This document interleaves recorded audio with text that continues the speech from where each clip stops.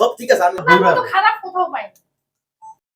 Saiful prosecution লিখে ফেলেন, আপনার তেলাপোকার জন্য প্রতিষ্ঠান বন্ধ হয়ে যাবে। এই তেলাপোকার জন্য একদম ভিডিও রেকর্ড আছে। আমরা তো তেলাপোকার যে ইয়াটা আছে, আমরা কিন্তু প্রতি মাসে মাসে তেলাপোকা ইয়ে করে। তারপরে যে আপনাদের একটা ইয়ে আছে না, এই দেখেন আমার দরজায় লাগানো, এই দেখেন এই যে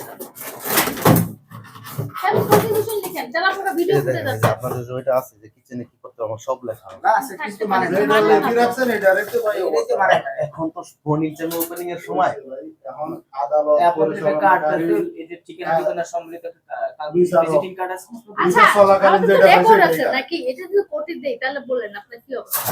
আপনার তেলাপোকা সহ আপনি ফ্রিজে খোলা অবস্থায় খাবার রেখে দিয়েছেন, আপনার ঢাকনাগুলোর একটাও কোনো মানে যেগুলো মশলার ঢাকনা একটাও কোনো জার নাই, মানে ঢাকনা নাই জারগুলো।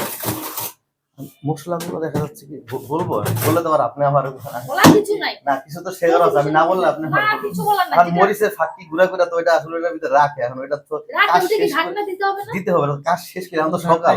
আপনাকে আমি ঢাকনাটা খুঁজতে বলছি, আপনি খুঁজে বের করেন। ও তো একটা কাছের, ও তো একটা কাছেরই হাতে রাখে। আপনারা যে দেখাবেন, আপনারা ঢাকতে বলেন না, ঢাকা থাকতে হবে না, ঢাকনাটা তো প্রসিকিউশন লিখেন, লিখেন তাহলে লিখেন।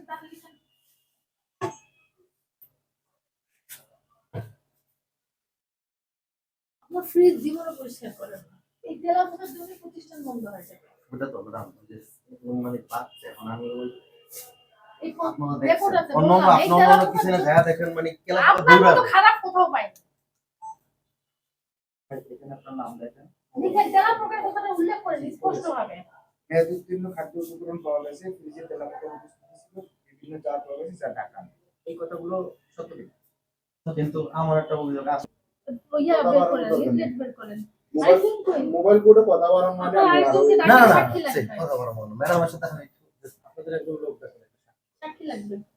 এই আসুন দেখেন, অবৈধ প্রক্রিয়া পণ্য উৎপাদন বা প্রক্রিয়াকরণ মানুষের জীবন স্বাস্থ্যের জন্য ক্ষতি হয় এমন কোন প্রক্রিয়া যা আইন বা বিধির অধীন নিষিদ্ধ করা হয়েছে, কোন পণ্য উৎপাদন বা প্রক্রিয়াকরণ করলে 2 বছর কারাদণ্ড 1 লক্ষ টাকা জরিমানার বিধান আছে।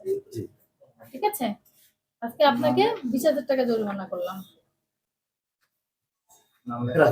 নালে প্রতিষ্ঠান বন্ধ করে দিবেন। একটাই বলছি, আমি এটা রিকোয়েস্ট করব, আপনার রিকোয়েস্টের কোনো কথা হবে না। আপনার একটাই তেলাপোকা ফ্রিজে স্পষ্ট। সব ঠিক আছে, আমি যে সোরে রিকোয়েস্ট করব, রিকোয়েস্ট দিচ্ছি না। তুমি দেরিও না, মানে আমি যতটা রেস্টুরেন্টের প্রতি সিনসিয়ার থাকি, মানে আজকে আমি খুবই আপনার প্রতি লজ্জাশীল, আমি নিজের প্রতি নিজে পাইনি, আমি না না নমুনাটা পাইনি, আমার কাছে রেকর্ড আছে তো।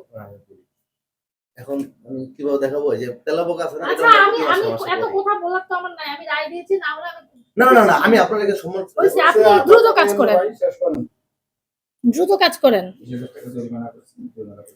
এটা সর্বনিম্ন এই করা হয়েছে। আপনি কি আপনাকে ফাইজলামি না না না ওটা আমি কথা, তাহলে আপনি এত কথা বলছেন কেন? না প্রতিষ্ঠান বন্ধ করে দিবেন, একবার স্পষ্ট। স্যার আমার জন্য বহুত সমস্যা দিতে দেখেছি, কিন্তু আইনের যেটা বিধান আমরা কারাদণ্ড এই আর ম্যাডাম হাতটা এই যে এটা সব ভিতরে নিয়ে রাখো। এটা হলো আপনার জন্য একটা সতর্কবার্তা প্রাথমিক, যত ইতিপূর্বে অবহেলা